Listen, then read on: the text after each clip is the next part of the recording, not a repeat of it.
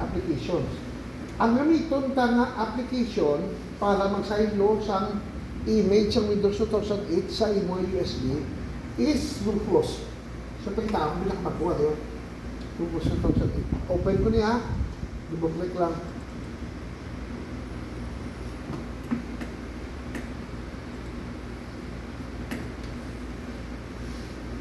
Amo na sige, ay kung may ginoobasa, ginoobasa. Yan ang nagdasabag.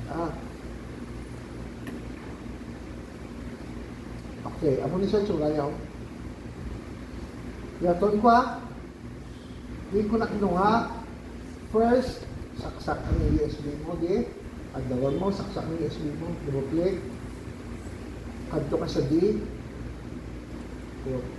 Pagitaon mo ang Rufus. Kung siguraduhan mo nga rin Windows o ISO image niya. Yaton ko. ISO image daw, image daw isang disk sa ibang Windows na i-install nila. Kopyahon niya na sa USB. So kaysa mo na dumduman niya, mag-reformat kita na mag-inis kita sa Windows, CD ang ginagamit na. Sa subong USB na. So ano ang ta? Abiyan ta din kira may Rufus.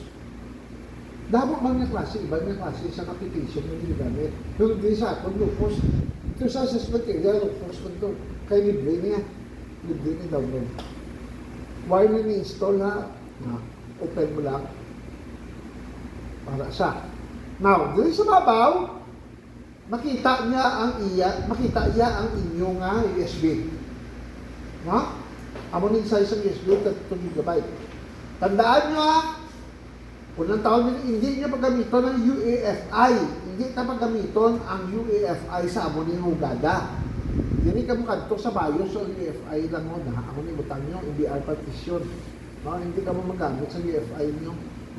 Kaya hindi na pwede, hindi na mapa. Ang file system nyo, ano ang file system? Maghambang ang file system, amo nang pag-arrange sa inyong USB para magdasig, magbasa ang inyong computer sa files. Dabo ang klase, may FAT32, may NTFS, may FAT12, FAT32, FAT24, or something like that. Ang atong gamito ng pinakabago, NTFS. No? New Technology File System. Amo nang ginagamit natin. Now, ang ini, kanabis natin yung panahon. Ang aton nga volume lever, pwede mo islat nga lang, pwede lang. So, alide, hindi na napagtando ko ni automatic ni. Diri dapat ang sa diri ISO image sa makita nyo. Ako kay damo na mo may anak DD image. Kung damo na, kung bago na laba ng pilihan, yung pagkitaan nyo ISO image din. Kaya mo ng image diri mo. So, i-click ko lang ito nyo. I-click ko nyo yung tandaan nyo once sa setup na ni, siya lang nag-aplasta, huwag ko siyang magigililis. Kanto ka di. Click mo na. Automatic, makanto na di siya. Araw. Nakita mo. So, di nang i-open mo.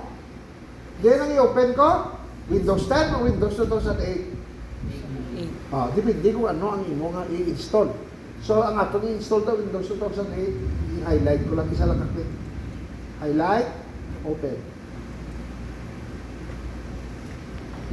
Wala tayo, hindi ba na? Pag ready na, start ko na. Hindi ka magkulba, okay, i-resolve nyo na ulod sa USB.